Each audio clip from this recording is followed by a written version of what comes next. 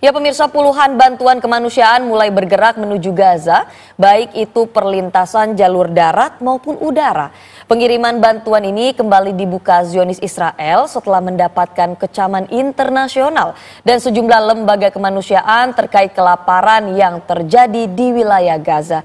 Dan untuk mengetahui bantuan masuk ke wilayah Gaza, kita sudah terhubung dengan Eko Sulistyo, relawan Palestina di wilayah Jordan. Assalamualaikum Mas Eko, selamat pagi waktu Indonesia. Mungkin bisa dijelaskan bagaimana kondisi di sana saat ini, silahkan.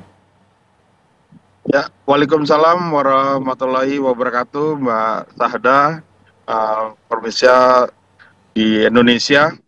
Uh, 29 Juli hari ini, alhamdulillah 60 truk kontainer bantuan menuju Gaza Palestina dengan membawa sekitar 522 ton bahan pangan keluarga dan 440 ton tepung gandum yang dikawal langsung oleh tentara kerajaan Yordania menuju pintu perbatasan King Hussein Bridge, selanjutnya menuju ke daerah Zikim dan ke Gaza Utara. Begitu Mbak Sahda, per hari ini saja. Mas Eko, apakah ada kendala dalam mendistribusikan bantuan untuk memasuki Gaza sampai Anda melaporkan ini? Ya, Mas Riki, memang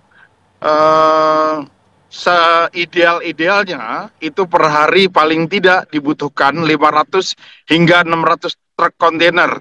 Tapi sekali lagi ini membutuhkan negosiasi yang mungkin saya rasa sangat rumit ya antara pemerintah Jordania dan Zionis Israel yang mereka memang melakukan blokade terhadap Gaza, sehingga saya yakin bantuan-bantuan akan banyak berdatangan setelah Zionis Israel mendapat tekanan-tekanan dari dunia internasional. Namun bantuan memang sangat sedikit sehingga baru bisa 10 truk, baru bisa 20 truk, dan yang cukup besar hari ini sekitar 60 truk dari World Food Program dan beberapa lembaga kemanusiaan serta lembaga kemanusiaan dari Indonesia yang bisa tadi kita bantu untuk ikut memantau memasuki pintu gerbang perbatasan King Hussein Bridge di Jordania dengan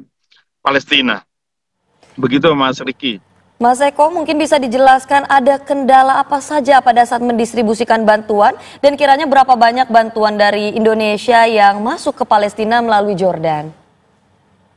Ya, kalau kendala tentunya ada ya, karena memang dalam jeda kemanusiaan ini ada dua jeda waktu, ada jeda perang dan jeda bantuan kemanusiaan. Jeda perang itu antara pukul 10 pagi sampai pukul 8 malam itu tidak boleh ada kontak tembak antara pihak-pihak yang bertikai. Sementara jeda bantuan kemanusiaan itu hanya pukul 6 pagi hingga 11 malam, sehingga pasukan Jordania yang dalam hal ini mengawal bantuan itu harus berpacu dengan waktu. Sebagaimana kami relawan kemanusiaan Indonesia di sini harus siap-siap untuk mengawal bantuan itu pukul 3 pagi dini hari, itu udah siap-siap untuk ikut bersama mengawal bantuan menuju pintu perbatasan, dan kita hanya bisa sampai pintu perbatasan. Dan dari pantauan kami dan informasi dari counterpart yang kami dapat, serangan-serangan itu masih terus terjadi, sehingga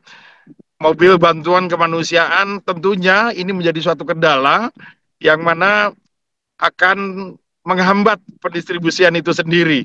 Yang pertama. Yang kedua, bantuan belum bisa masuk cukup banyak. Yang seperti tadi saya katakan, idealnya 500 hingga 600 truk, itu juga menjadi kendala. Hanya bisa maksimal sampai saat ini hanya 50 truk kontainer.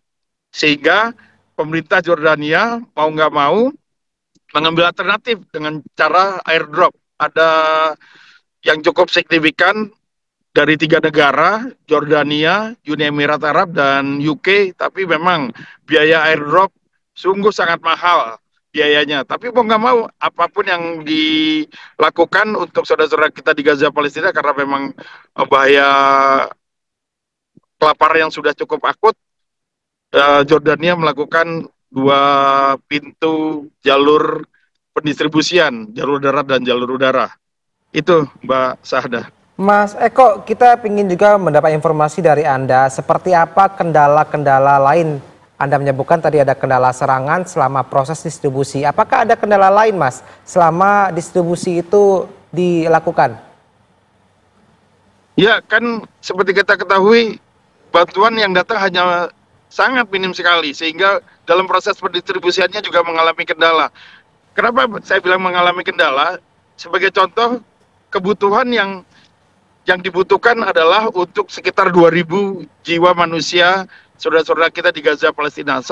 Sedangkan bantuan yang datang itu hanya untuk sekitar ratusan, mungkin ribuan saja.